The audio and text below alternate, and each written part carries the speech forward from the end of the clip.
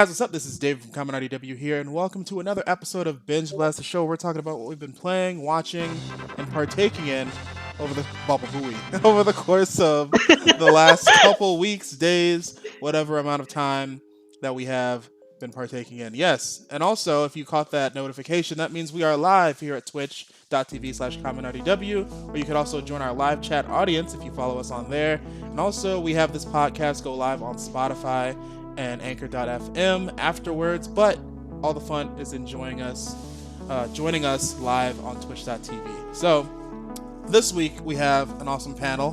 We have Zany from TNRDW here. Say hi, Zany. Hi guys. It's been a while. Yeah, it has been. It's been a good minute. You're like not in Chicago anymore. Change of yeah, I know. Yeah, I think the last time I was in Binge Class was earlier in the year, more than likely. I think so, probably, yeah. Yeah. Yeah, it's been a minute, but glad to have you back on the show. And then also we have another guest this week. We have JaedumGaming. Hi. Yeah, awesome. Thanks for being here, Jay. Can I call you Jay? Jaedum? Jay? You can call anyway. I don't really care. I'll call you Jaedum. Jaedum is now how you should be referred to for the rest of the show. You can follow her at JaedumGaming at twitch.tv. By the way, hashtag shameless plug yourself really quick, Jay. I'm not good at that. Well, you can follow her for sure on Twitch and also on Twitter with the same name. She plays a lot of games, Overwatch lately, Apex, Fortnite, a little bit of variety there. But she likes hanging out with her community and playing cool games. So that's great. Glad to have you on the show. You have some cool things to talk about. We all do. But let's dive into the show right now. This is going to be great. So, actually, Jay, I'm going to put you on the spot first, since you're the guest of honor. We're going to have you share your time that you've been having with party animals, which is, I've been hearing, is like the new wave of the game right now. Lots of people have been playing party animals lately. Yeah, party animals had really exploded in the last couple of weeks since it came out as a demo. I have played with about 30 to 40 people so far. And just a demo? Yeah. Wait, just a demo? Holy crap. Yeah, it's really fun. And it's depending on who you play with, it gets really toxic as well. I mean, isn't that with any other game though? It looks silly. It looks like Gang it looks Beasts, very but silly. you're playing as like wacky inflatable tube mascot people. Looks really crazy. Yeah. Yeah. So how? So how do you what's the base of the gameplay? The base of the gameplay is kind of like a battle royale, but with teddy bears. So you just have to basically defeat your other opponents. Really. I haven't tried out all the other game modes. We only played on solo. There's team mode that I haven't seen yet. But it's basically a battle royale with teddy bears, and you have to either knock them out using your fist or using weapons that are given to you. So when you say battle royale, I think 100, which is like the blanket battle royale number. But is it like just a whole bunch of people in one big space? Is it like 8 people, 10 people, or? It's 8 people. Okay, I got you. So it's just a free-for-all type of thing. Yeah. Okay. So how many levels are there in the demo so far? I'm seeing in the trailer, it looks like there's like an Aztec temple, and like I think I've been seeing people fighting on like a submarine. There is, if I remember correctly, 3 maps. They have the temple floor. They have the ship, the ship submarine, and they have the airplane where you fight on the plane, and the plane starts to freeze over, so you like slip off as you fighting. Oh, okay. That sounds really cool. Yeah. So how much? Just from the trailer alone, it looks like there's a lot of polish to the game. To be honest, that's it crazy. looks a lot. What a little better than Gang Beasts to me, more aesthetically. Yeah. Game yeah. What platforms is Party Animals available on? It's on Steam right now. Yeah, it's like taking over. So it's just Steam. Oh. This for sure looks like it could be. I think I've seen a Switch trailer for it too. I can see this being a good Switch game also. Oh yeah, no, for sure. But yeah, this looks really funny. I know I see a corgi and different colors of sharks in the trailer, and also like a dinosaur. Are those like the main three like characters you could choose from in there, or were there other ones that were locked? I think there's like 8 characters. There's like the corgi, like you saw. There is a duck or penguin or platypus. I'm not sure what it is. Okay. There is unicorns. There's cats. It's just a bunch of random animals that they have that you can customize the colors for. Does it seem like a game that you pay for, like when it fully releases, or? It depends. If I have people to play with, I definitely pay for it. But if it's just by myself, then I most likely won't. Yeah, you said people were getting like pretty toxic in it online. So Yeah. Is it like, what does the game have voice chat then, or? No, it doesn't have any voice chat or anything. It was during my friend's birthday stream, and she invited some of the people to come play, and it was just us talking in Discord while we were playing massive it. with the shit talk. That's hilarious. Yeah. Yeah, this is good. Yeah, I should probably download that I'll demo and take check my this time. out. It seems up my alley. Yeah. All right. Awesome. That's the wave. Everyone should probably hop on Party Animals right now. Let's see. Speaking of waves, Zany, you have been diving into one of the biggest waves of free-to-play gaming of the year, I'd say. Genshin Impact. Talk to me a little bit about that. Have you put any money in this? What pulls have you gotten in Genshin Impact? Talk to me about that. Oh boy, you don't want to know. Yes, well, I do. I'm still pretty early on in the game, unfortunately. I have other games that have been keeping my time away from Genshin Impact, but I have already put $100 in the game. 100 hours already? Yeah, 100. Yeah. You said you hadn't had a lot of time to put into it. You said 100 hours? $100. $100? $100? Dollars? That's so bad. No! Yes! No! Whatchamacallit? I'm You currently fucking adventure whale. rank What are 9. you doing? I am not $100 is not a whale. Excuse you. This early in? What do you mean? People have already dropped 2,000. You're not a streamer. You're not a YouTuber. No, I did the polls for my friends on Discord, and whatchamacallit? It was just a fun little thing because everybody else in the Discord was dropping money on it. But I'm only adventure rank 9 at the moment, so I'm very early on in the game. Like, I think I'm on chapter 1 or something of the game. Gotcha. But it's very Breath of the Wild, which is interesting to me that they're able to bring the Breath of the Wild type of experience to a multiplayer, or well, mainly single player game, but there is co-op in the later stages of the game, which I haven't gotten to yet. But just going around is just extremely fun. I enjoy all of the most of the characters' designs. Let me tell you about that, because I do have some characters I already want to cosplay. Oh, wow. My Genshin cosplayers are waifu gonna be Lisa. Oh yeah, no, the Genshin Impact has really good designs for their characters. It's pretty amazing. There are a lot of captivating ones. Give me a second.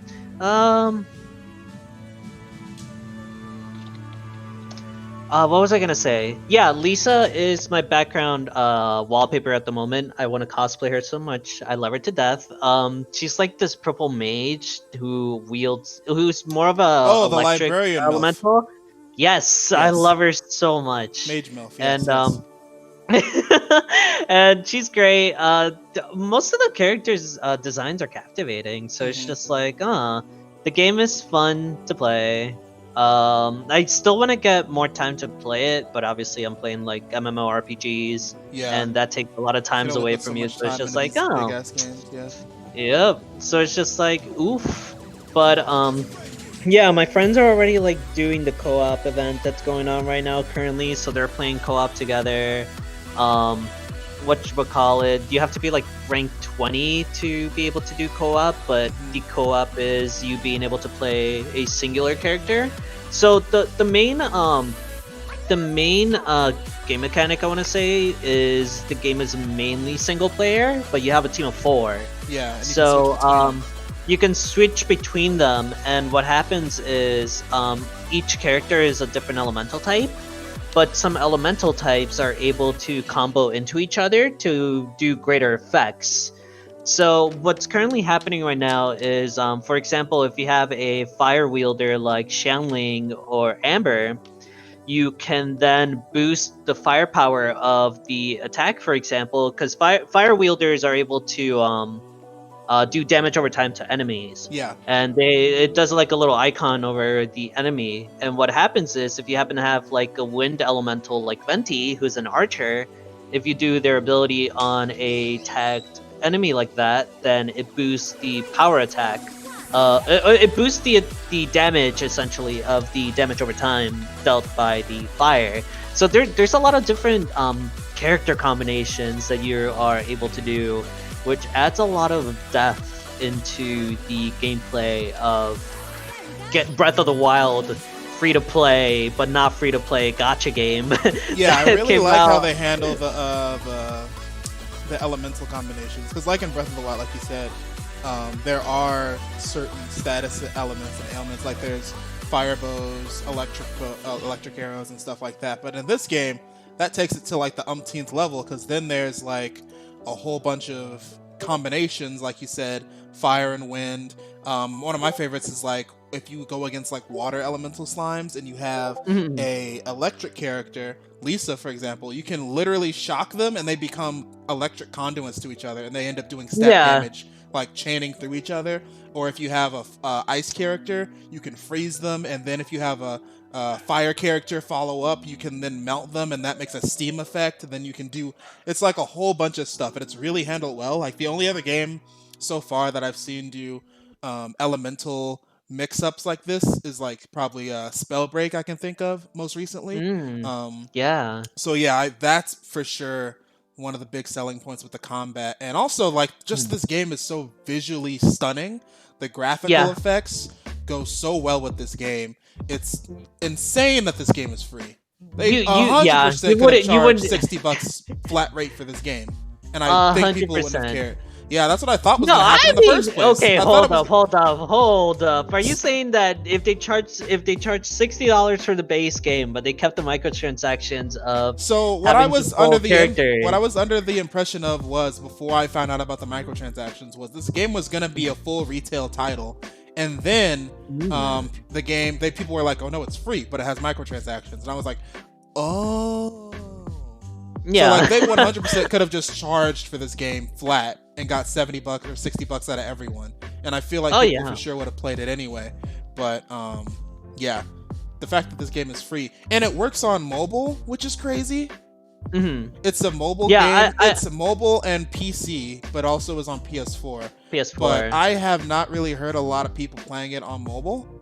But I have some of my friends that have playing it on mobile. Actually, there are times when they just legit. Like I probably would be able to run it on my S9 Plus, but at the same time, like I'm already at my PC anyway, so it's just like I barely mobile game anyways, and mostly when I do, it's just literally just playing Legends of Runeterra for like a couple minutes to just do a match. Yeah, I was thinking about getting it on my iPad, or like when I get my new iPad soon, I'm probably gonna maybe download it on that, because I can use controllers on an iPad. So, but I was like, it's like I might as well play other games on the go and just keep this to the computer. But we'll see what ends up happening if I end up getting like sucked in, because I haven't had enough full-on sessions with Genshin Impact yet. Yeah, I haven't either, and I need to. So it's just a matter of finding the time. But currently, the 4 hours that I put into it so far, they've been very good. I have no complaints.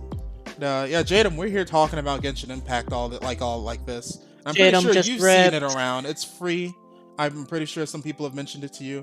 Oh, she DC'd? Oh, okay. She DC'd, baby. Oops. Oh, and also, let me check this. Move to this. We also have we have a follow-up. Here we go. TK! What's up, TKT? Hello. Yo. Coincidentally, we were talking about Genshin Impact. So, if you want to jump in on this really quick and I could intro you right after, that'd be awesome. Have you checked So we out? were talking about Have you checked in Genshin Impact yet? Not as much. But you've heard Not of it. really. I've seen some videos on it. I know people are calling it, what are they, like... Gotcha of the Wild, Breath of the Wild. Yeah, Breath of the Gotcha of the Wild, Wild. Gotcha of the Wild, Uh-huh. yeah, like I heard all those, so I saw all the videos, I saw the gameplay. It looks really good, it looks really nice. I haven't really, like, downloaded it yet and had a chance to play it. But definitely when I get the time to, like, really dedicate a, good, nice few hours to it. Mm-hmm. You know what I'm saying? I just don't want to let me take 20, 30 minutes and take a look at this. I clearly won't have a full grasp or an appreciation of it. But the game like I is said, really, like, with games like this, jumping right in, it's like you end at least for me, jumping right into games like this are really overwhelming. Like, if I was to start streaming this, like, if I would have jumped in straight in on stream with this game, I would have not paid attention to anything except the game, because there's just like with mobile games, there's so many things they have to teach you, and they just load you with tutorial for like at least an hour and a half to 2 hours just before you get everything down. So okay. Yeah, but I mean, the game's still fun. If you look at it as just like a nice Breath of the Wild anime clone. Yeah, that's what everyone's basically telling me it is. Breath of the Wild anime clone. Like, I would definitely enjoy it. I'm a big RPG head, so I would always for sure. enjoy If you like JRPGs and anime games and stuff, for sure this should be a 100%. I am looking forward to seeing how this game will compare to Immortals: Phoenix Rising, which is the Ubisoft Breath of the Wild like game that's coming out. Then we can have the actual discussion of how Breath of the Wild impact these type of games, and then we can see how dramatic of a difference all those games are. But yeah, Genshin Impact's great. It's the wave. Everyone should check it out. Basically, everyone is checking it out. I know there was like a moment of time for like at least a week when every single content creator I was following was jumping on Twitch and playing it. So that's real silly. Let's see. But we're gonna move on from Breath of the Waifus, Gotcha of the Wild, and we're going to talk about what I've been playing really quick. I've been diving into the Watch Dogs series recently. Okay. Because of course Watch Dogs Legion drops at the end of the month on October 29th, I believe, and Ubisoft has been pushing it heavy, like insanely heavy. They actually gave out another preview demo of the game for like brand ambassadors and partner content creators and stuff to show even more gameplay of this, which I was already sold on it already, but they felt like they had to do another final push before it released. And I was like, you know what? I've never played these games before. I haven't been super engrossed in the series, although I have cared about it for a while. It's always been on my radar. I just never gave it the time to actually play it.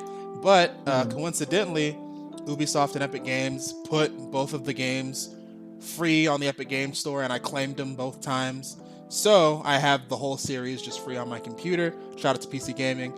So I decided to make October on ConMenRDW Hacktober, and I'm playing through the Watch Dogs series and getting caught up before Watch Dogs Legion releases. And as of right now, I am on the tail end of the 4th act out of 5. I have like 2 more missions in that act before the final act, which is like 1 mission. And then I can move on. First game or the second? In the first game.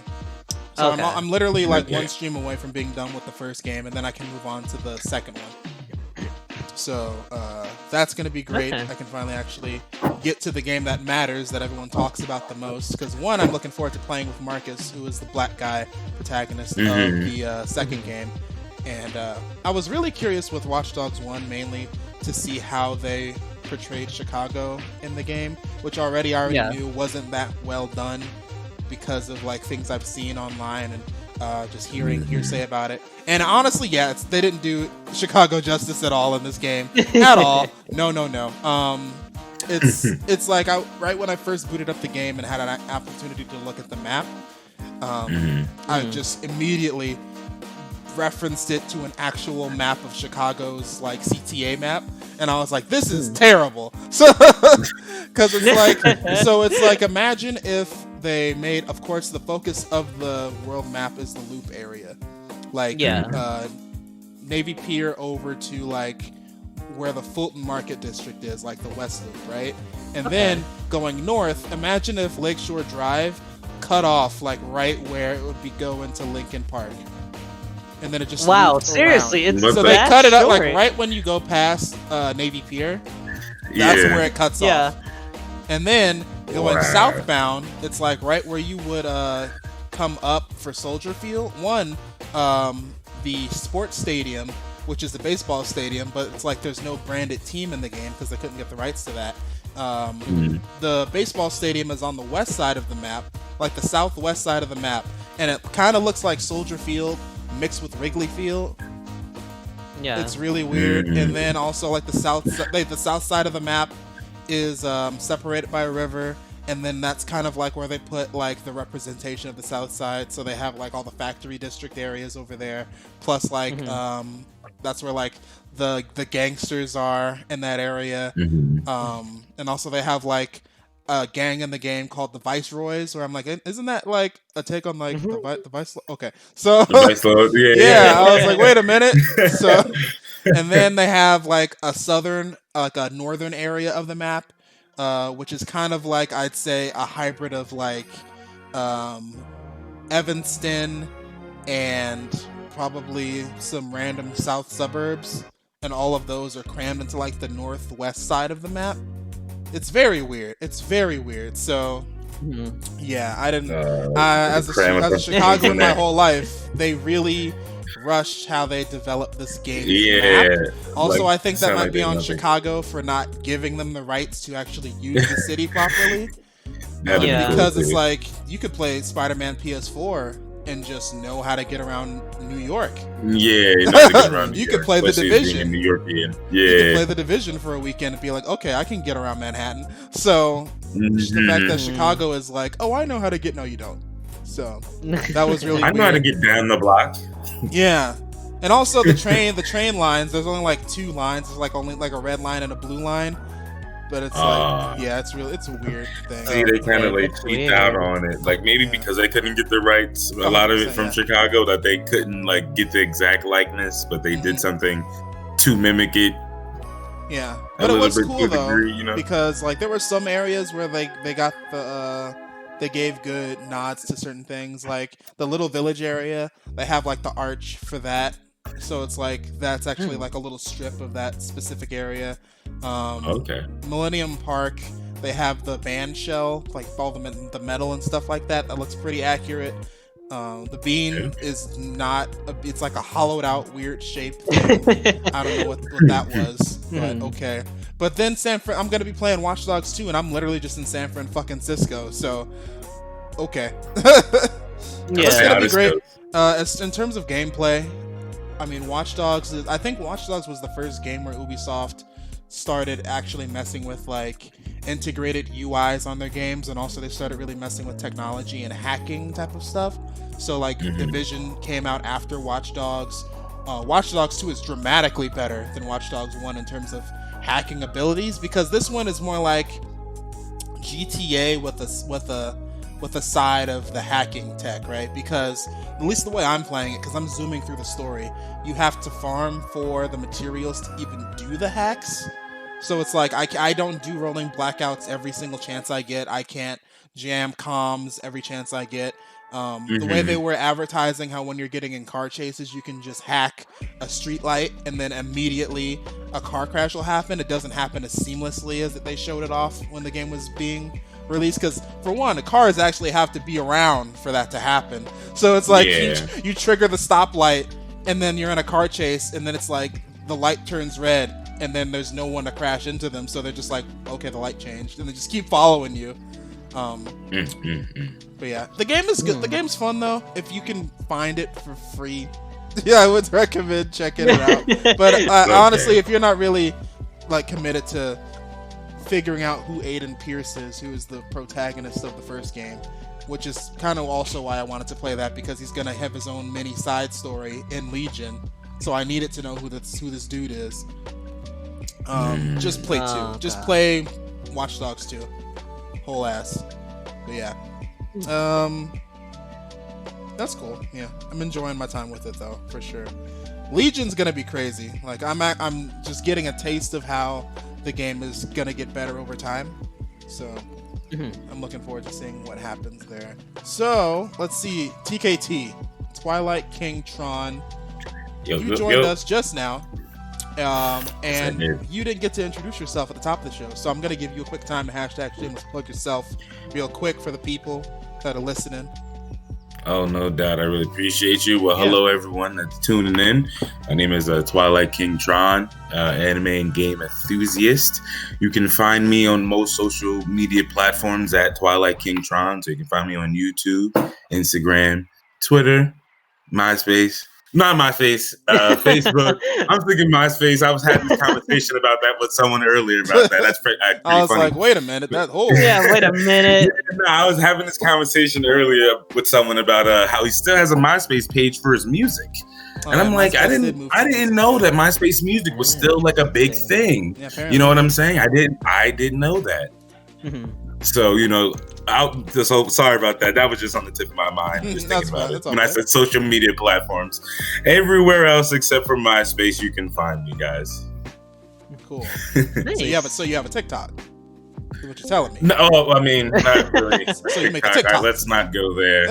On most social media you're like, all right, settle down, guys. All right. Might get a TikTok. We have a whole crew now. Jaedum, welcome back. My internet decided to give up on me today. See? I'm not the only person. Oh, wow. It is very windy today. Yeah, my internet was bugging out. That's why it took me a hot second to get in. Like, my modem just crashed. Like, everything just went out in the house. I'm like, what's going on? Yeah, no problem. Since you're joining up with us, I'm going to let you take the floor really quick. And I want you to tell me about this anime that I want to start watching. Burn the Witch. How is that? Oh man, let me just say I've always been an avid Tite Kubo enthusiast. Like, I love his work, especially with Bleach. So Burn the Witch caught my eye like really quick. Man, I don't want to spoil anything because I'm the type of dude that'll sit here and tell you everything from A to Z just because this really caught my eye. It's really fantastic. So base plot, right? There are evil creatures and then there are witches that fight those creatures amongst regular people, and only the witches can see those things. Yeah, it's like it's taking place in London, and it's like I want to say like a parallel universe. So it's like there's London and then there's like reverse London, then there's like the place where normal humans are living and then the place where all the London, supernatural, the witches and all this other things happening. So you'll see how like both sides are playing, come into play. Yeah, man, the main character, she's pretty funny. She's pretty fantastic. She's pretty outgoing. Then, her supporting cast is, is really good. I'm loving the art. And the music itself is just like fantastic. Tite Kubo has always had a way with, I want to say, swagging out his characters. Like, everyone always has like this cool type slick, smooth look to them, So I don't know, man. Like, I'm really loving it. Did you read the manga beforehand for Burn the Witch? So I was going to read the manga, and someone told me not to read it. And I normally do read mangas before I, jump into an anime series. Yeah, into the anime. But I had full faith in Kubo, so I'm like, you know what? I heard that they were gonna drop like the first 3 episodes, like a special event thing to just like really introduce us to the series. So I'm like, you know what? Let me watch the first 3 episodes because I hear the manga goes a little bit past that. So I don't want to like spoil myself too much. But now I'm just probably gonna have to do it, especially after watching those first 3 episodes the other day. Yeah. But definitely a very good watch. 10 out of 10, honestly. Yeah. Like, it looks like 10 out of 10 for sure. I'd watch it. Yeah. Because I know definitely the next big anime right now alongside Burn the Witch is Jujutsu Kaisen, which I haven't gotten to see yet. But I definitely started that as well. Yeah. Good things. I'm hearing good things about it. Well, I can tell you very good things about it. Like, I watched the first 2 episodes that are out. So if you do get the time, another suggestion, definitely go watch that as well. So since it's made by like the guy who made Bleach, is this gonna be like another one of those big long ones, or is it probably gonna be like a 20-something? Oh, I honestly, the way this series is going, I can see it dragging out for pretty decent amount of time. And damn, man, I want to spoil something so hard. It's just, but you gotta watch it, man. And it's Where like can people watch it legally? Where can people watch it? Legally, You're like, I don't know about that one. Legally? Damn. I think Crunchyroll has it. I think Crunchyroll has it. Crunchyroll has it. I watched it on Verve. Okay. You know, which is powered by Crunchyroll. So yeah, if you want to go to one of those outlets there, you know, go ahead. I know a lot of people might not be as fortunate as others to be able to pay for subscriptions and watch their favorite animes. So I'm not going to tell anybody to watch where they got to watch them. We've all been there. You know what I'm saying? Yeah, hashtag do what you have to do. All right. You know? So definitely a good recommendation on the top of the list, man. Burn the Witch. Please do watch. All right. Speaking of supernatural beings and stuff, Zany, tell me a little about this game called Visage that you've been playing. Oh God! It's the season, I think. Oh, good lord. Yeah, it is a horror game that came out back in 2018 on early access. There were a couple of Let's Players that were playing it back then, but it was very there was only one chapter available to the game at the time, so it kind of flew under the radar after that, and I haven't seen that many people playing it since then. But since it's October, and after moving to Dallas, since I have my own place now, I'm able to stream more. I wanted to, do something in the theme of Halloween and play a scary game for October, and I kind of deeply. At the top of my lungs. Yes. I know there is a moment in the game that I actually screamed out of my heart, out of my lungs, that I caught on stream. So it's just like, if you want to watch that clip, I can send it. But it's horrendous. Mm-hmm. Every single moment of the game kind of just plays with your head, because there's a mechanic where if you stay in the dark for too long, there might be apparitions or things that happen within the environment that are meant to spook you and are meant to kill you. Oh, this is one of those psychological horror type of... It's one of those... yes, it is a very beautiful game. It is very atmospheric. I enjoy and hate every single moment of it. Because there are moments, or there have been moments in my gameplay on stream where I've actually had to take my headphones off, or I've had to sit back on my chair to be like, oh, please don't let it be a jump scare. And it's incredibly I'm not even gonna say it's fun. I'm honestly torturing myself playing this game. But it's been an enjoyable moment. I kind of paid, I think it was $29 for it on Steam at the moment. That's so where it's you just fucked I up. gotta get my money's if worth. If you buy into the scare, you gotta follow through with the scare. You can't waste your money. Yeah. You can't waste your money. Oh yeah, no, it's like a haunted house. Like, if you're paying for a haunted house, you're paying for a haunted house. If you're paying for a $29.99 horror game, you might as well play through. And it's just like, oh god. See, I'm the type of person, I'm natural chicken shit. Like, everyone watching my content knows this. I'm like, I will not play any scary games unless you pay me to, or unless you send the game to me. I'm not playing no scary shit. I like to sleep. If I play something scary, I'm playing it in the opposite conditions. I will play it sunny day, blinds open, lights on, wide awake, with my coffee. You might be getting a gift soon then. I'm just like, no. Oh my god.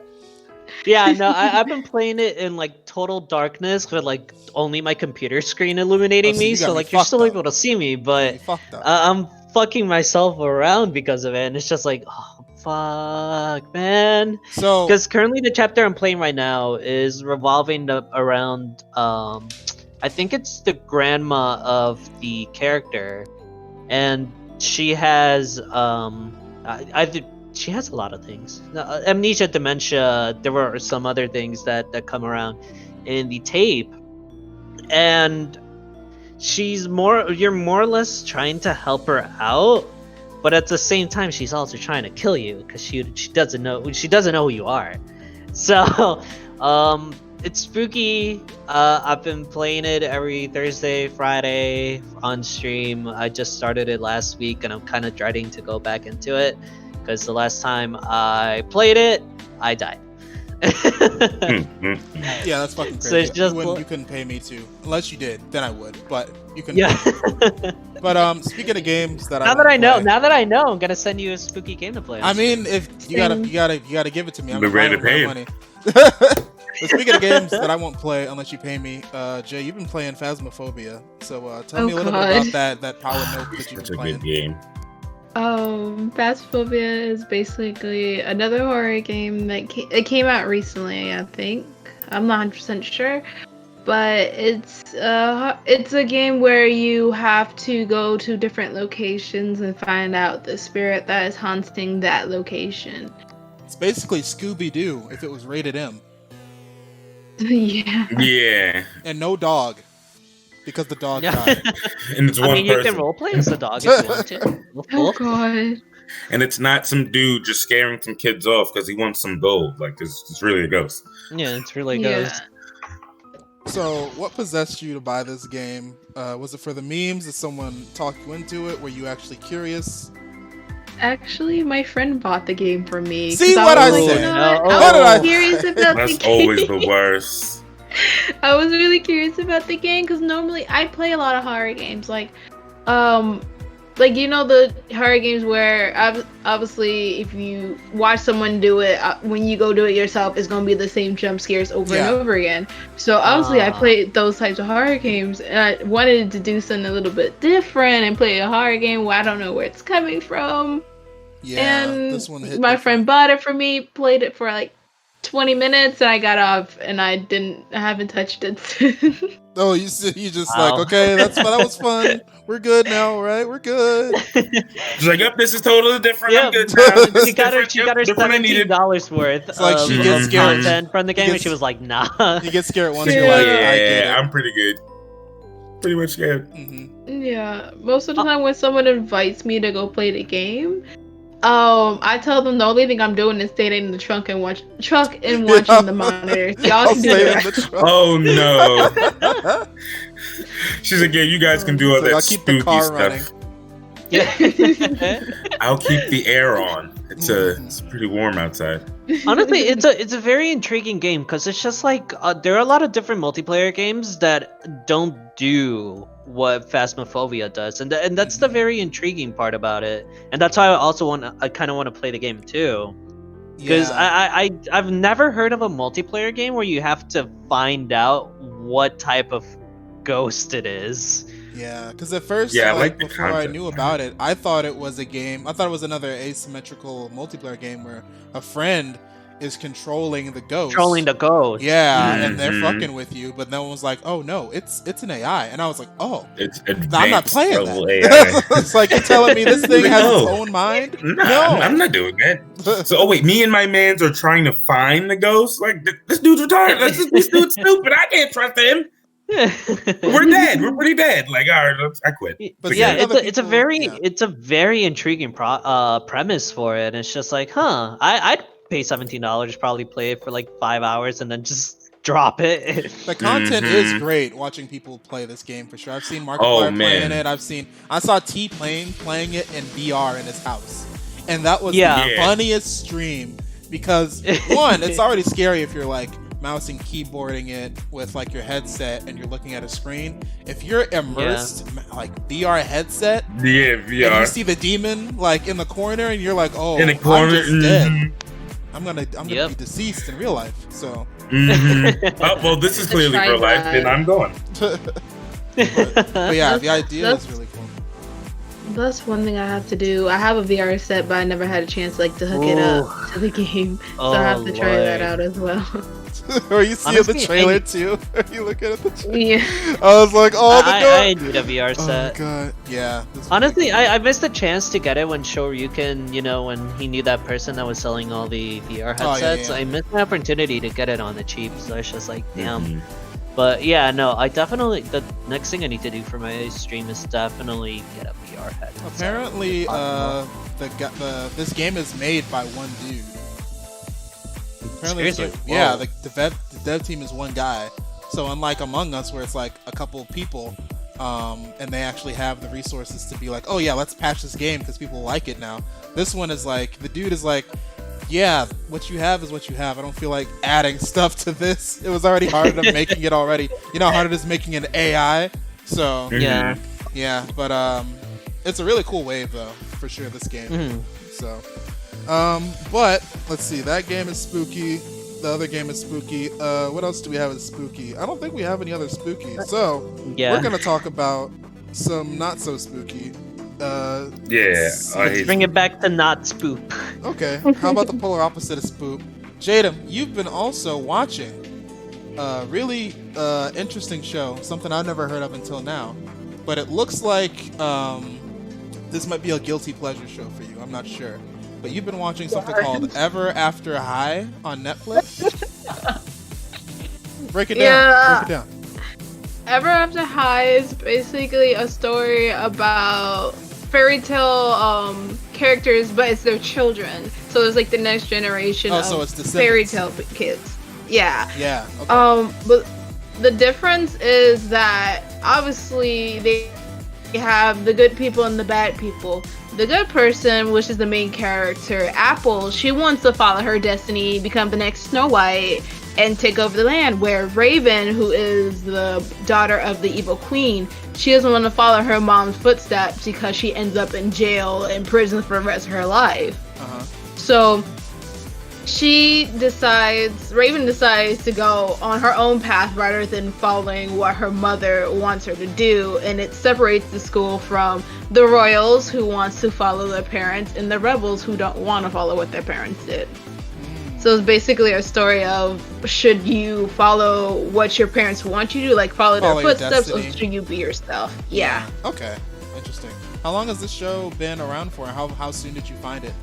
I found it around, I think 2018, 2017. Okay. Yeah, because I asked you what the show was like. The show was like. You said, "Oh, it's Monster High, but fairy tale." I was like, "Oh, yeah. Okay." Yeah. Because as soon as I looked it up on YouTube, I got like merch, and I was like, "Oh, okay." So very marketable. Yeah. It looks like there's a whole bunch of like different specials and stuff on the Netflix thing too. It's just like Yeah.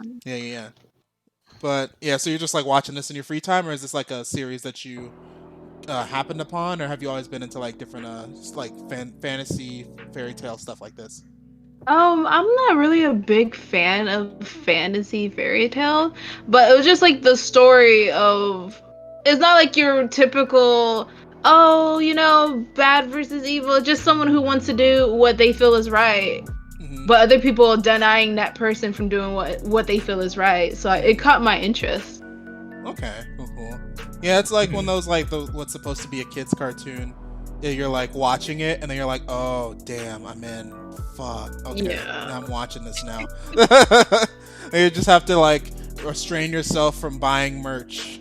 Or like actually buying dolls of the favorite characters. Hashtag My Little Pony RIP. Let's see. So, hey man, that was a good show. That was a good show. Applejack all day. Here we go. Let's see. Oh man. But yeah, really cool. Really cool. Let's see. And then more shows we have. Let's see. Actually, Zany, we'll hit you first. You've also been watching shows on Netflix. You've been watching K-dramas again. God damn it.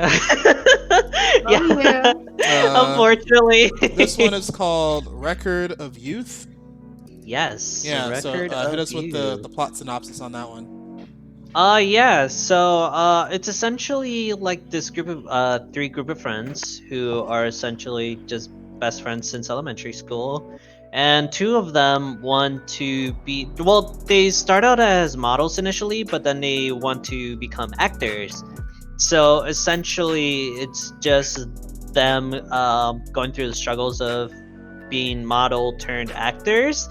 And obviously with K-dramas, there's drama everywhere. So it's just like, it's very intense. I love and hate every moment of it. The families are the family's an asshole. Are assholes. But it's a very enjoyable show. New episodes come out every week. Just like Netflix has been doing recently for K-dramas. So it's just Netflix has been going hard with the K-drama. There's like a whole subcategory that you end up falling into by accident. If you watch one or too many shows, then they're like, "Hey, you're like, oh, what's this?" It's like when you walk into the wrong neighborhood. Later, like when you walk into a different neighborhood. Yeah. You're just in the house, just screaming at the TV. Why would you go there? Obviously, with K-dramas, like, the episodes are gonna be pretty long. Every episode is like an hour and 20 minutes long, so like obviously there needs to be like Hour a and time 20 invested for you. minutes? Yes, Yeah. dude, they're long. You need an They are extra 20 long. minutes Man. for? What's the extra 20 minutes for? It's just Extra 20 minutes of more drama. drama. Oh my god. It's a K-drama packed You with couldn't, more we couldn't drama. just pack it into an hour, just an hour packed full of drama every week. No, we need Literally, an like hour every and other 20 minutes. drama I've seen so far has been like an hour long for each episode, and even then I'm just like hesitant of getting into K-dramas because of that. Mhm. But I just got so invested with this K-drama that I'm just like, yeah, you know what? I'll just take an hour and 20 minutes of my time to watch it. And it's just like, shoot, I'm very glad that I got into it because it's been a fun ride. And currently it's on the 11th episode on Netflix, I believe. There should be more episodes coming out, but yeah, it's a very good show. Cool. 100% recommend. All right, Watch so that. It's then- on my list. Yeah, I was like, you and Jadum can vibe off, bounce off ideas off each other. Because now we're about to segue into your show, Jadum. You've been watching what's My Shy Boss, Introverted Boss, something. Yeah.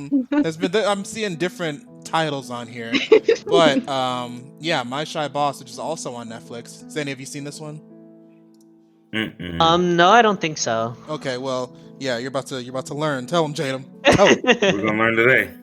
My Shy Boss is actually like kind of, I'm trying to put it together. It's one side is like serious, obviously with the drama and stuff, and the other side is like really cute romantic. It's basically about a show where there's too many characters. The first main character, gosh, English, is the boss, obviously, who runs the company, but he has a fear of talking to people. So he keeps to himself, and everyone around him thinks he's like this mean person because he's always quiet and not saying anything. He's always glaring and stuff because he can't talk to no one. That's his fear. He had it since he was a child. Then they have the other character, the girl, whose goal was to go into the guy's company to figure out what happened to her sister. Her sister ended up committing suicide on Christmas Eve. Heavy. So, when she gets there, she obviously the first thing she's doing is trying to ruin this guy's career because he basically killed off her sister, even though she didn't know the whole story. He basically killed off her sister. But then she realized that this guy already has all his problems that you have to deal with, and her trying to go after him is just going to add more stress to him. So she decided to help him so he become more open with people instead of him being locked up in his office all day. So she went from murder mystery sister suicide to I'm gonna help this cute guy get over his introvertedness and become more people person. Yeah, pretty much. Interesting. Everywhere. What a twist. What a twist. Mm-hmm. But Next twist. how many episodes is it so far? If I remember right, there's 12. Okay. Is it also an hour and 20 minutes? Yes. Is it actually? Jesus Christ. Yeah. You guys and your movie investments. Hey, I didn't sign up for Word. that. Movie Literally, time it's investment. literally a freaking movie every single episode. Yeah, man, you don't I didn't even notice it think go about by, it that though. way. You binge it. And No, then you days really gone. don't. You gotta come in with popcorn. Make sure you have like a a bathroom break in between. You know. See, that like K-dramas are the type of shows where you just like, I'm gonna watch this and I'm gonna do chores around the house while I'm watching it at the same time. But then again, it's subbed, so or Yeah. are they subbed or the Netflix one's like very badly dubbed if it's all subbed. Another, subbed. Okay, got you. Yeah, then you just sit down and lose the whole day in K-drama. Yes. Yeah. Let's see. We're gonna keep this weeb train going. Twilight King, you have been Weeb. weeb. You have been watching ReZero, first or second season. Well, believe it or not, it took me a while to even get into it, so I just finished the first season. Okay, that is okay because I have the second season and I can talk about the first one. Let's go. Okay. Oh, great, fantastic. So I'm not sure if like anyone else here has like watched it or anything. ReZero, Do you guys know about it? Nope. No, okay. I've seen cosplays around in anime conventions, cool. but I personally haven't watched it. So we get a brief synapse of it. So it's based around this guy named is Subaru, and he got the car. You know, it's funny enough, it's another isekai. So he didn't like die or anything. He just kind of came out of a store, and he's just like, oh, I guess I'm not home anymore. But literally is how it happens. he literally just gets he literally just has bags in his hand. He's like ramen or whatever in his bag, and 2 seconds later, he's just like, wait a minute, this is my block. Like there's dog people and dragons. But anyway, so long story short, like he gets sent to another world, and apparently he's like cursed for some odd reason, and he meets this chick, and like she saved him a few times, and then you find out that he can like die, and when he die, he like comes back to like a save point in time, so he can like keep replaying events, but he'll do them differently. So different, like, how do I say it? Branches in time will like pop up. Yeah. So it's really weird because it's just like you think, all right, this is the good time, like everything's good this time, like he's doing everything right, and he just still ends up dying, and it's just like, yo, it's just messing with my head. Yeah. Like I wanted to talk to somebody about this. Episode 15. Yeah. 15. Yeah. The late game of the show had. I remember I wasn't watching it when it was airing weekly, but I ended up binging it all in one go. And I was in one of my friends' dorm rooms when I was doing it, and I got to like the later game episodes, and I was in my seat on my laptop flipping the fuck out. I was like, and they were like, "Are you okay?" And I was like, "No, I'm not okay. God damn it, what's going on?" So what's cool in the beginning is when he gets isekai'd. It's like usually the trope is, oh, how did I get here? I don't know what I'm doing. And it's like he gets isekai'd like we would, where he's like, oh, I know what the fuck's going on. I'm in a new world. Yeah, this ain't my house. No, I'm in a whole new. Exactly. He was very calm. He's like, oh, there's dragons in this bitch. Okay, let's go. Like bug out. He didn't like bug out. He's like, oh, I'm in a new world. I know how this goes. I'm gonna get magic, and I'm gonna get all the girls, and I'm gonna be the badass. And yeah, let's come on, man, bring it on. I'm waiting for it. Yeah, the show is very lighthearted in the beginning, but then over the course of the show, probably like by episode 5. That's when the suspense factor starts to set in. That's when the overarching plot starts to set in. And then it starts to become like kind of like a murder mystery type of thing, where it's like at one point in the show, he gets to a checkpoint and he keeps dying, and he doesn't know how he's dying, and he's like, okay, I'm gonna do this and this and this, and I'm not gonna die, and he still dies. And he's like, okay, what the fuck? Someone's killing me. I need to figure out who's killing me. He's like, what's going on? So then it's like he figures that out. Completely opposite. He's just like, you know what? I realize that every time I go west, I die.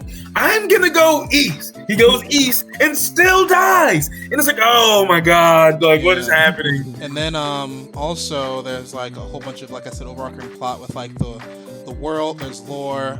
The girl that he ends up falling in love with initially, Amelia, she's part of like a royal family. And then Rem and Ram, who was the blue-haired chick and the pink-haired chick, they're like they're part demon. I'm just gonna leave that there. And then yeah, but like I said, it gets very crazy. Oh, also the hook with his dying checkpoints thing. He feels it when he dies too. He doesn't just like automatically snap and he's dead. He has to actually either kill himself or be killed, and he feels it when he dies. So like when he comes back to life, he just shocks awake and he's like, "Fuck, that hurt." He's like, "Oh fuck yeah, that hurt." Like he's like, "Well, don't want to die that way again." Yeah, like there's like there's like one episode where it's like he has to. It's like he gets to the point. It's almost like psychological, where he's like, "Okay, I fucked up. This happened. I didn't want this to happen. There's only one way we can go back, and I don't want to have to fucking do that again because it hurts. But I'm gonna have to fucking." Then he yeets himself off a cliff. I remember that. Yeah, he yeets himself off the cliff, and it's just like because right before that, you're like, "Damn, like it sucks. Like we didn't get the ending we wanted." But you didn't die, dude. Like we made it past, and he's just like, "Well, he's like, I gotta go back. I gotta go back. Like I don't even want that happening." And you're like, "No way." But it got to a point in season 1 where just like he got so far in, and he still died. Yeah. And it wasn't just like a little, like some bullshit happened. It was like, oh man, if you would have just went left, yeah, you don't want to die. It's like an inevitable it's just like thing or something. Inevitable thing. It was just like, wait a minute, like, wait, what? So it was like, how do you get past this? Yeah. So, oh, man. Without going too deep into spoilers or teasing you guys any longer, yes, watch ReZero. Season 2 just started not too long ago. I need to actually get caught up on it. Yeah, there's a reason why this show is so popular. There's a reason why Rem is best girl. Yeah. So, yes. There's a reason why Rom is best girl. All right. So Okay. Let's see. So, I'm gonna really quickly talk about a game that I've received a Steam key for. Me and Connor from TeamRDW received Steam keys for this. So hashtag free game, hashtag free product, hashtag shameless plug. Shout out to Team 17 for the code for the Survivalists, which is a game from the Escapist team, which is a game where you were basically going into procedurally generated. No, they were partially procedurally generated prisons, and you were breaking out of those. That was the Escapist. This one's the Survivalist. So you go into procedurally generated islands and worlds, and you are either alone or you're with a team of 3 other friends, and you get plopped in, and you're like, okay, what do we do?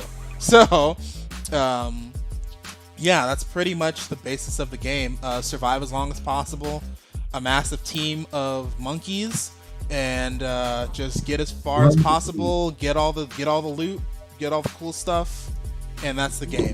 But some of you may be thinking, oh, it's just a survival game. How is that interesting? Well, the game has a really interesting hook because the monkeys are pretty much one of the biggest points of multitasking in this game and time management. So you can build your own base, you can farm for your own materials, you can cut down trees, build a forge, go look for stuff. You can level a whole forest if you want to, by yourself if you want it. But why do that when you can have your little monkey minions do it for you? So, pretty much how this works is there are monkeys scattered around the island. You can pretty much like either feed them, or I guess another way you can rescue them out of cages, or they'll just see you and join you automatically. And when they join you, you can do something which is called monkey mimicking, which is pretty much an AI programming system in game with the monkeys, where you can say if you wanted monkeys to farm for trees, so you can then, like, you wanted a monkey to cut down trees so you can farm the wood, so you can then have wood to build stuff. You can give a monkey an axe. You can have an axe. Cut down a tree, the monkey will see you do that, and he'll be like, bet, I'll cut down all these trees. I'll cut down every fucking tree I see. And then he's just gonna start leveling. He's just gonna start leveling forests.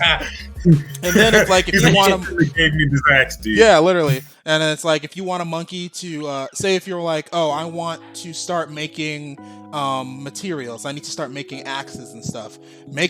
Tell a monkey to watch you do it. Then tell the monkey to do it, and the monkey will be like, okay, bet, we have enough materials, I'll just start making axes. And he'll just start making axes for you, because it takes time to do things in this game. That's what the thing is. So it's like, because the way the game is programmed, it's like you put down a workbench, and then you have to have this thing called a multi-tool, which you can use to cook and things like that. But then you have to have the right materials. So then you put down the materials, then you have the multi-tool, then you select the thing, and you craft it. And then it's like so many steps, it takes too long to me to do basic things. So why you do it when you can just have something passively do it for you? So amassing a monkey army and then having things work like clockwork, that's where the hook of the game comes in. Because also, not just having them build and farm and stuff, you can also give a monkey a sword and a spear and be like, hey, we're going into a dungeon, follow me into this dungeon. And the monkey will be like, okay, I'll kill everything in my path, sir. So you can just have monkey bodyguards with you. So that's really dope. 15. You can name the monkeys. The more things they do, the more they level up, and they'll become more efficient at doing certain things. And then even when you're playing with your friends, there's like the map is huge. So the initial island that me and Connor ended up on, we're still uncovering that island. But then if you zoom out, there's other islands you can find, but it's like you have to sail to them, which means we have to build a raft. And then we have to get the monkeys on the raft, and then we have to go to another island. And then there's also the dude with a hot air balloon, and he can just like take you to an island on this hot air balloon, but you need to have enough gold, which means you have to go into dungeons, which are in the maps, and then you have to. So there's a lot of layers. You gotta actually do things. It's a lot of layers. But I think usually with survival games, there's always a lot of layers and stuff. Like for example, like Grounded. Oh, you have to farm for materials to make a base. Then we have to farm for materials to make armor and weapons and stuff like that. Games like this always take time, and like I said, with the monkeys, that helps you manage that time a little more efficiently. Instead of having the player do everything, you just have your little monkey companions do stuff for you. So I think it's cool. I've only played for maybe like 2-3 hours, and in that time, me and Connor made like a little base of operations with like 2 beds, some chests. We have a forge going. We have like 3 monkeys, Chris, Raymond, and Samson, and they're like going around farming for materials for us. And then I think we found another monkey who's gonna go into dungeons with us later. But I'd check it out. I think the game's like 25 bucks or so. Yeah, that's cool for sure. I would recommend checking that out. Let's see, if you like survival games, that's a game for you. And then also I will really quickly talk about another game that I've been playing a lot of, and also another hashtag free game free product. Shout out to Team 17 for this one, but I really like this game. It's called Going Under. It's by Aggro Crab, and this one is what I like to call the millennial job market simulator, or also they like to call it a satirical roguelike dungeon crawler. So you're playing as Jackie Fiasco, who is the new marketing associate for this startup company called Fizzle, which is a sparkling water meal supplement company under the umbrella corporation of Cubicle. And when she goes to her first day on her job as a marketing associate, her boss says, "Okay, so we have goblins in the basement. Can you go handle that?" And she's like, "Sure." So you go into the basement, and it's like, apparently with Cubicle, underneath your office, there are failed startups. So like there's Joblin, which is where all the goblins are. There's Winky Dink, which is a dating app that you can it's basically Tinder, but when you match with someone, instead of talking to them through messages, you have to text them emojis instead, only emojis. What the heck? And then there's also another failed startup. Weird. There's another failed startup called Stixcoin, which is pretty much a startup that failed because of cryptocurrency, and it's literally just mining for cryptocurrency. It's a mine of cryptocurrency. So very clever dungeon designs, really cool opponent designs. Like all the Joblins in Joblin have like it's basically a hybrid of certain company ideas. So like Joblin is like Lyft, Uber, Postmates, Grubhub, DoorDash, all combined into one. And then Winky Dink, like I said, is dating apps, and then Stixcoin is like cryptocurrency and stuff. So yeah, it's really, really well designed. The writing is hilarious. It's like if within the first 30 minutes of the game, I was actually audibly laughing out loud because I talked to the lead writer last week in an interview, and he's 23. So so I was just like, so what made you guys take the initiative to write the game like this? And he's like, I mean, it's literally real life, dude. It's just fuck shit real life. And I was like, yes. So I love it. The game's really hilarious. Now. Yeah. I support real life and real life things, and this sounds fantastic. Yeah, it's really great. It's like the Fizzle office is designed like a stereotypical modern millennial workplace dream, where it's like half open air office with like MacBooks and stuff, and then it has like it's a super open design, and then it even has like a slide at the top floor that you can slide back down into the lobby. Lots of cushy seats everywhere. Super colorful. Yeah, the vibes of this game are immaculate. Highly recommend it. This game I have it on Switch. It's on everything, but I mean with roguelike games, they're really good for jumping in, getting mad, turning off the game, jumping in, getting mad, turning off the game, which is perfect for Switch.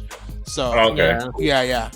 So if you like roguelites, dungeon crawlers, and really funny games that hit a little too close to home, Going Under is perfect, to be honest. So check that out. And that's all I have on the docket. So now we're going to segue over to Zany. You have been watching League of Legends World Tournaments recently. Yes, well, they're in that not even season. a world tournament. It is the biggest World world Tournament. tournament. It's the World It You're is watching the Worlds. 2020 Worlds happening in October. Well, they usually have it every month long in October. And what you call it? Worlds is always in. Oh yeah. Because last year Yep. for the anniversary it was in October. Yeah. That's when I first. The anniversary is this year. The anniversary is this year. So- I thought the 10-year was last year. Whatchamacallit? It's 10 years for the professional scene. Oh, for okay. League of Legends. Gotcha. So, yeah. Okay, cool. Yeah. All right. But it's exciting as ever.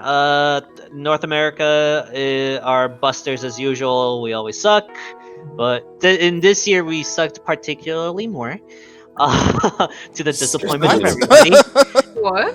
To the America disappointment sucks. of everybody. Oh my god. But yeah, no. The World Championships are in China this year. They're holding it in Shanghai.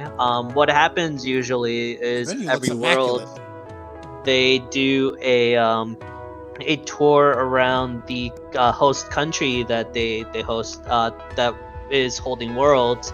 But obviously, because of coronavirus, they aren't able to jump from city to city at every stage of the World Championship, so they're just keeping everything in Shanghai.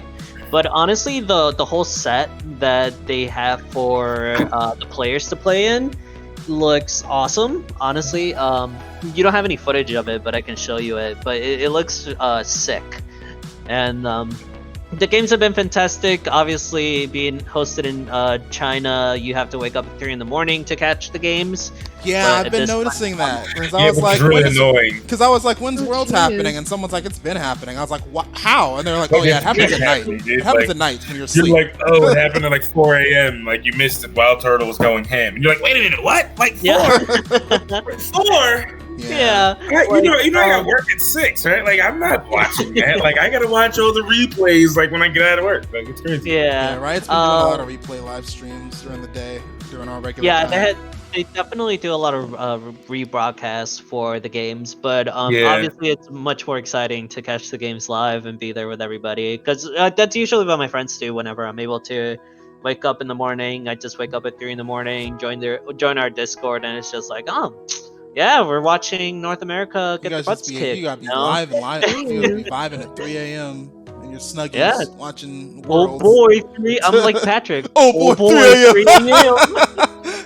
Who would watch League of Legends at 3 a.m.? Oh boy, 3 a.m. Shugs the monster. Actually, Hilarious. Yeah. Comes in yawning. What time is it? It's 4. Click the link. We're watching League. Yeah. Watching Worlds. Last time when League of Legends hosted Worlds in China last time was 2016, and I remember there was an event in Chicago that was doing a live viewing for the finals in a movie theater. So, it was I've like had a late a night stream. I remember that. Oh yeah, I think I remember remember when hearing you that. did that. yeah, They put it I- on the big screen, and they had. Yeah. I think they sold out. Like, we had a bunch Yeah, of they people in did. there watching. yeah, it was huge. Honestly, there have been a lot of memories that I've had from watching Worlds live, but yeah, every year is exciting. Watching peak League of Legends gameplay is amazing through and through. So have there They been any made- really big plays so far this year worth mentioning? Ooh, every game that's been played is different. Most of the time, when games are really close or there's stakes behind it, are when the games are exciting. Mhm. So, the game of I believe it was Team Liquid versus Sunning. Team Liquid is the North American team. One of the representatives out of the 3 that went this year, and Sunning is one of the 4 from China. And there was implications where Team Liquid, if they beat certain teams, they might have a chance of going into the the semifinals, quarterfinals, of yeah. playoffs. And they managed to beat one of the top-rated teams in Group A. So North America's like, oh, we're just hoping that they're able to get out of the group stage and go into quarterfinals. And they managed to do it, but because of the way they of their record in the previous week, they'd have to rely on another team winning in order for them to get out of the group stage into quarterfinals. But just having them win that game like brought a lot of hope to North American fans, and it was a very exciting game to see because I believe Sunning is the second rated team from China, and Team Liquid came out as the third. So it was just like, oh, there's a power ranking there. You're not expecting Team Liquid to win, but it was a very close game. They managed to pull it off, and then they're not able to get out of group stage because the team they needed to rely on to beat the next team, they ended up losing. So it's just like, oh man, our hopes, our dreams, shattered, and destroyed. And it's just like, when it comes to competitive stuff like that, it's like all for nothing, but it's very exciting to watch. The quarterfinals are gonna start on Thursday. There are, I believe, 2 Korean teams, 3 Chinese teams, and 2 European teams. So the quarterfinals are going to be stacked. They're going to be fun to watch. Every single game is going to be best of 5s. Yeah, that's going to be a stacked it's going to be a stacked upper bracket. It's going to be amazing to watch. I know Riot put out these like beginner like videos that they put out before Worlds started, to be like, oh, you want to watch Worlds? Like, this is the going-ons about League of Legends. Like, this is how the game what works, you need to know. Like before jumping into this, so you know, like what's going on. Because a lot of people don't watch like League of Legends gameplay just like regularly on Twitch. Like no one, I don't know, like regular people just going to like Tyler 1. Other than like again League fans, but then you have like I can tell my friends like, oh yeah, I'm watching this. Click this link, and then they're just like, I have no idea what's going on. And I can sit there and explain to them like, oh, well, Renekton he dived in the back and he was focused in the 80 area, and the mage just jumped behind him and blew up their mage, and they're just gonna be like, I just see a lot of explosions and shit. Yeah. This year they gave you like they broke it down. They're like, oh, this is how League works. Like this is the premise of the game. Like this is how players play. So pay attention to certain things. Or if they're at this objective, like this is big. Like so, it's like they gave you big points of reference.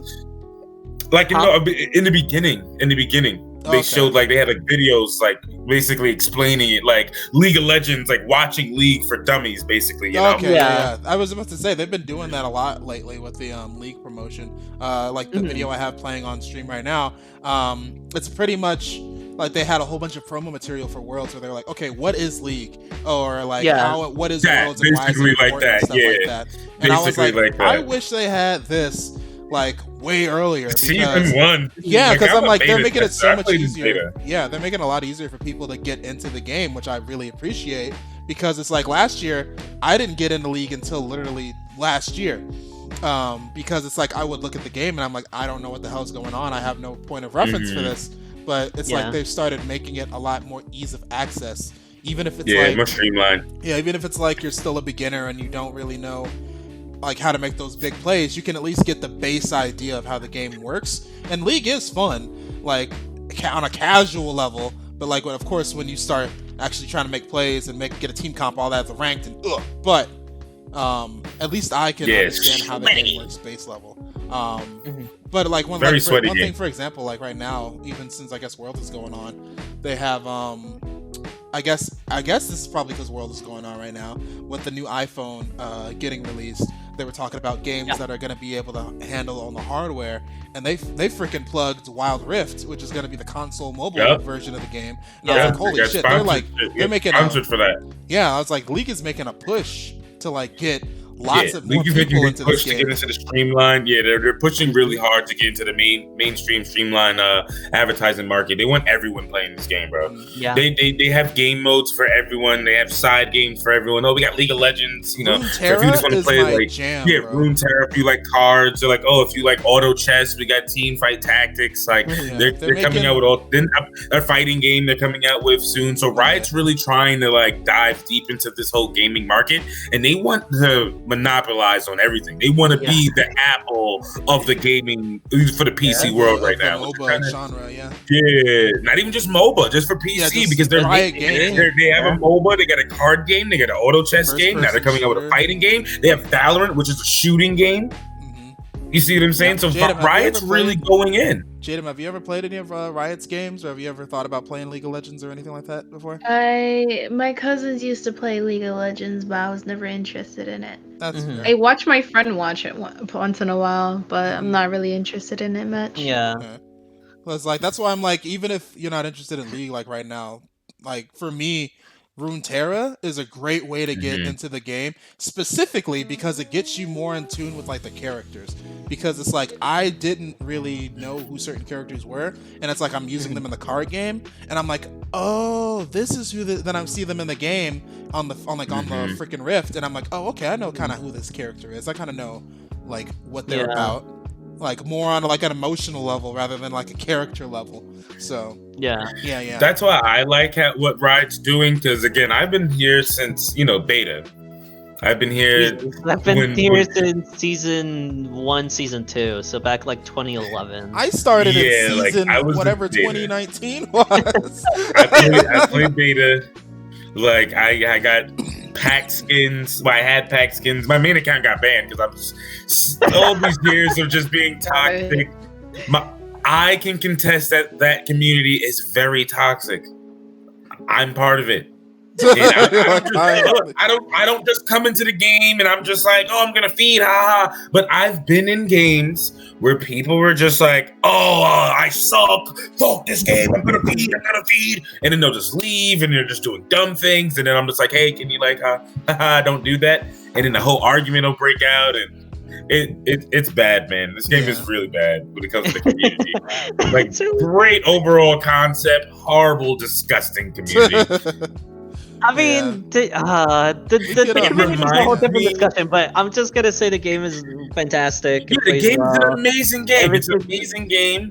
Like, if you can get some friends to play. Everything bad. Like, the game can be fantastic. Freaking Fortnite, Overwatch. Like, the games are fine. Horrible community. People and when it comes to competitive stuff is when it becomes toxic. TLDR, gamers are trash. Next, let's see. So basically, TLDR. Speaking of gamers being trash, how has it been playing Rogue Company TKT? Because I've Rogue honestly Company, been enjoying it. You said you what? I've been enjoying it. Okay, cool. Because Rogue Company is yet another team-based objective shooting game. So, Jaedum, I know you could feel on this one because you've been playing Overwatch. But the thing with this is, I'd say Rogue Company is more like, I say it's Valorant if you don't like first-person shooting, because it's just third-person. So I kind of like Rogue Company more because it's third-person. But it is like a team-based. Each character is their own individual character. Everyone has their own class abilities or whatever. But yeah, I haven't touched it too much recently. So yeah, tell me about how your experiences has been with it, TKT.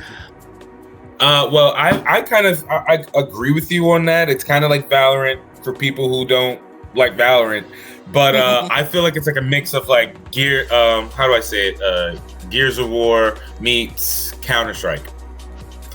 The Gears aspect, because you get the duck. You have the wall ducking aspect, peeking behind the walls and everything. But then the Counter-Strike, because, you don't always have to play the same way. Because everyone has two guns. Yeah. You have multiple primary guns. So you can have like an assault rifle or a DMR. So am I running and gunning, or am I sniping in the back a little bit? You have perks as well that you can get for every round. So depending on who you're playing against, your perks will change up. And, I like this. They have like a mix of secondaries and melee weapons.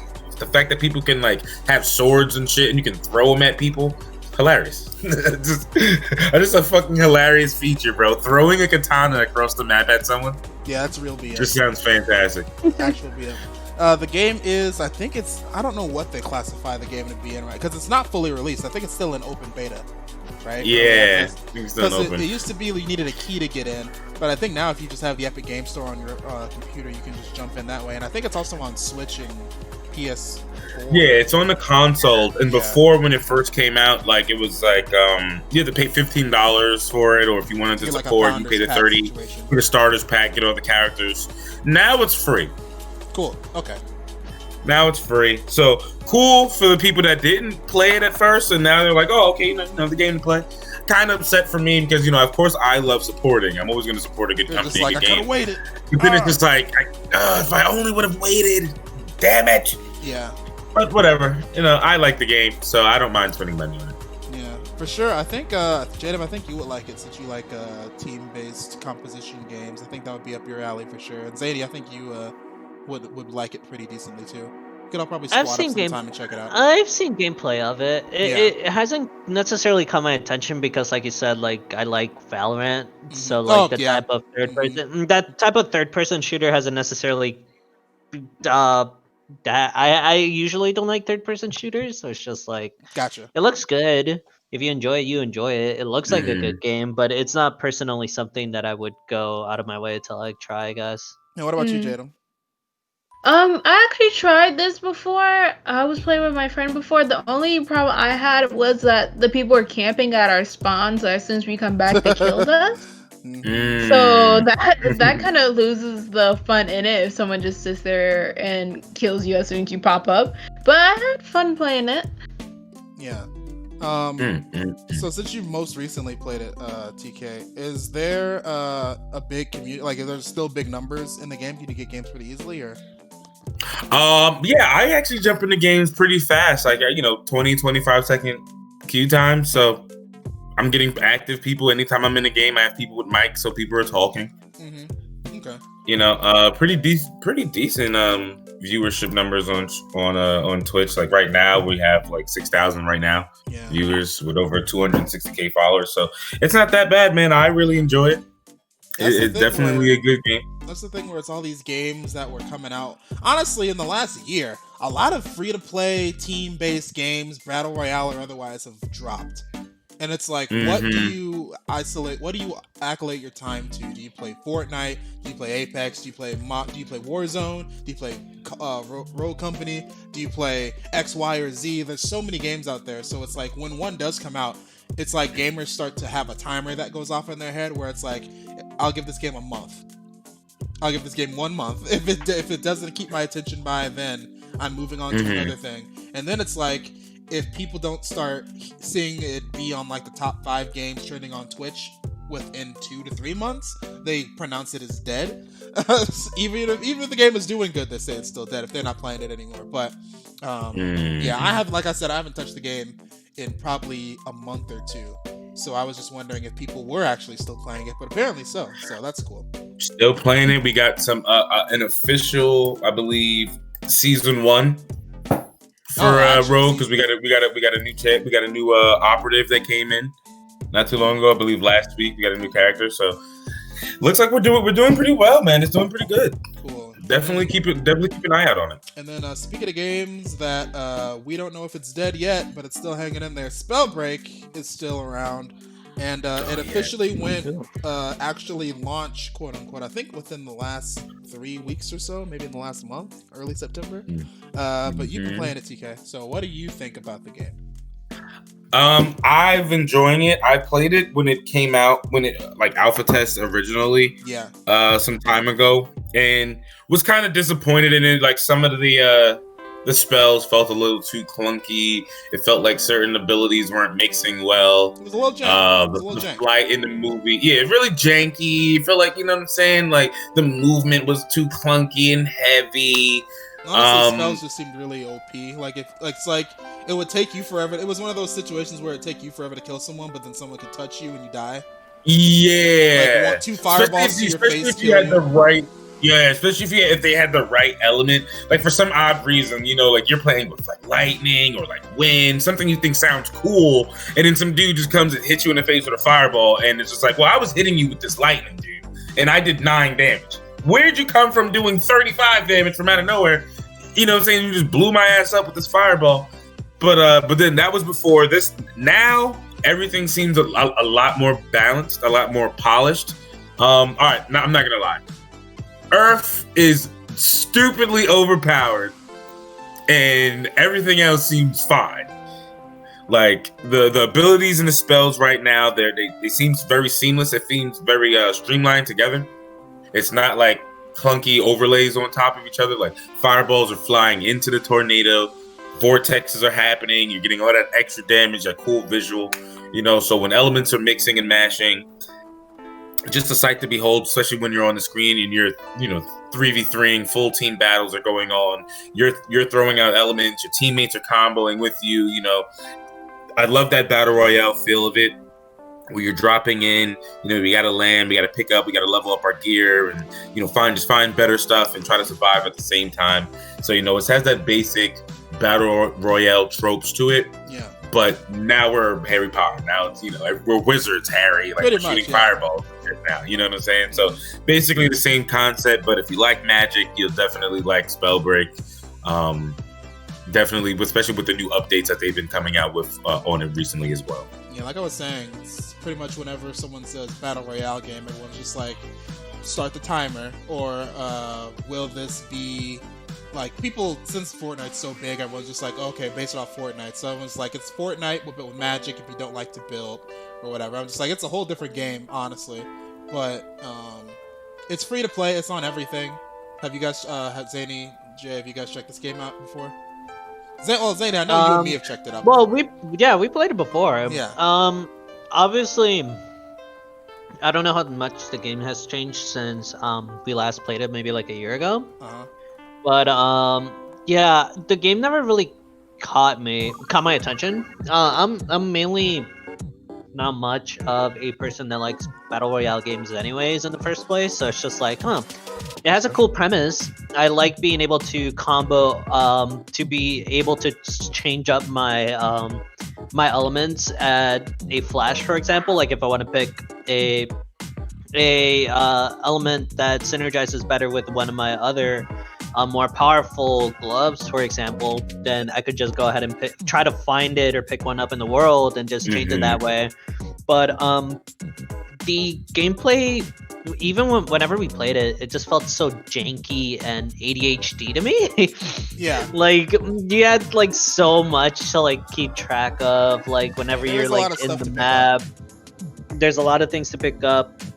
I could never find the correct mouse sensitivity for me for the game, so it's just like it felt like I wasn't able to hit anything. Yeah. And when I was, it felt like it felt good, but There were too many times the where it game felt not good. Yeah, when it felt like I should have been hitting this person, but I'm not. If that makes sense. And when it comes to like meeting 6, 7, 8 people all in the same spot, Oh yeah, that's like, yeah. it's a huge mess. And it looks cool. It's a cool premise, but it just never caught me. Yeah, Jaden, what about you? Have you checked this game out at all? Played this game with two of my friends at like 3 o'clock in the morning. Don't ask me why I was up at 3 in the morning. One of my friends who I played with was like really interested in the game. Like he seemed like a pro when I was playing with him. But for me, when I was playing it, I did not know what I was doing. I was confused on everything. It just looked like a hot mess to me when I was playing because I couldn't hit nobody. Everyone was like all over the place and stuff, and I was just not used to it. Like, I'm used to people being on the ground and fighting, not like up in the air, coming from left, right, down, under, everywhere. So it sounds like no one knows how to lead their shots. No one's leading, leading forward. Maybe. Hey, go Am I the only one? where Lead they're it. going, not where they've been. Yeah, aim where they're going, guys. Not where they are. They're not going to be there when that ball goes. Fireballs, man. Used to shoot bullets, not fireballs. But I hear you. But before you start playing with people, they're like, "Hey, we're gonna force you to do this tutorial. You need to know how to play what you're doing." Like everyone's not bots. I'm not a bot. I'm not gonna stand there and watch you throw a fireball at me. I actually died in tutorial. No way I'm so did serious. that happen. What was the last time you played, actually? Oh my god. Because I know, like, don't compared remember. to... So, like, one thing with Spellbreak that's really interesting is, at least, like, I can attest to this, or like what Zany said, when I last played it before recently, it was super jank, and I was like, I don't want to go back to that crap. But then, since, like, it's been so long and they patched it to hell, it's actually more manageable. So I'd recommend, if you haven't played it in a while, or, like, going off the last time you played, download it again, try it again, see if you can get more into it. Also, there's solos now, and God, I love solos. Solos are so much better to deal with. Yeah, so much better. Anymore. Like, if you being able to walk around and not worry about seeing one person and there's 3 other motherfuckers by them, and you can just, like, actually kill off one guy, it's so much better. Because I hate it in squads where it's like I'm walking by myself, my other teammates ran off somewhere, then I run into one dude with his friends, and then I get lightning struck, fireballed, and acid sprayed all at the same time. So yeah, man, you're like, well, there goes my face. But yeah, for sure, it's different. I like it. It's different. But yeah, it's just another battle royale in the sea of battle royale games right now. But it's pretty cool. And with that, we've basically gone through the whole docket, guys. Give yourselves a hand. We did it. Clap, clap, clap. Yay, we did it. But yeah, with that is pretty much this week's episode of Binge Blast. Thank you so much to our awesome guests, Jaedum and TwilightKingTron, for being here on the show today. Loved having you guys on. You guys were great conversation. Also, you two. Thank you. Yeah. Yes. And before we head out, I want you guys to have the floor and hashtag channels plug yourself. Starting with you, Jaedum. Have you guys share where people can find you, where people can find your streams and stuff like that. I'm always serious when I do this type of stuff. Normally, I don't know. I'm changing my streaming schedule right now because I'm starting a job tomorrow, so I don't know what my schedule is officially going to be until I get my work schedule. It's all good. The bits don't pay the bills sometimes. It's okay. We understand. It's all good. But normally I stream every day at 2 p.m., 2 to 7 p.m. Eastern Standard Time. Cool. Cause you be doing it. You be up at like 9, and I'm like, oh, Jaedum's live. Yeah. Cool. And then what about you, TKT? I don't really have a desired time when I do stream. I probably should get a set of schedule up for myself. But I'm on Twitch, I'm on Instagram, I'm on YouTube, I'm on Facebook. Check me out, TwilightKingTron. Yeah, MySpace, definitely. Maybe a MySpace coming. I don't think she was here. She missed a joke. It was funny. But yeah. Most social media platforms you can find me, TwilightKingTron. Also got a Discord. Also got a phone if you want to call me. I need friends. Yeah, I definitely have an OnlyFans. I don't know if you guys are, can you can drop that. I don't know if you got the money for that. Like, I got $50. It's $50 a month for that. Like, I'm expensive. Premium. Okay. Premium. Like, you literally get a diamond in the mail just for subscribing to my OnlyFans. Silly. Nice. And then, what about you, Zany? Yeah, so I have some links at the bottom of the channel. Probably David should add some more, but I'm on Instagram at sweet.zany. I am on Twitter at sweet.zanykun. I just go by Zany a lot. On my Twitch, I do cross-dressing streams on Thursdays every evening. And on Fridays and Saturdays, depending on if I want to play a game or not, I usually stream on the evenings as well at twitch.tv/zanykun. Hashtag ring that bell. But yeah, and then also with me, you guys are here, you guys are listening. Thanks for being here. You guys can listen to more awesome stuff on Twitch at ConMenRDW. Also, if you want to watch some vlogs, interviews, reviews, and stuff like that, you can also follow ConMenRDW on YouTube as well as Instagram. So, thank you so much for being here, guys. Great show, great people. We'll see you guys next week when we talk about what we've been playing and watching on the Binge Blast podcast. Later. Bye-bye. Be safe, guys.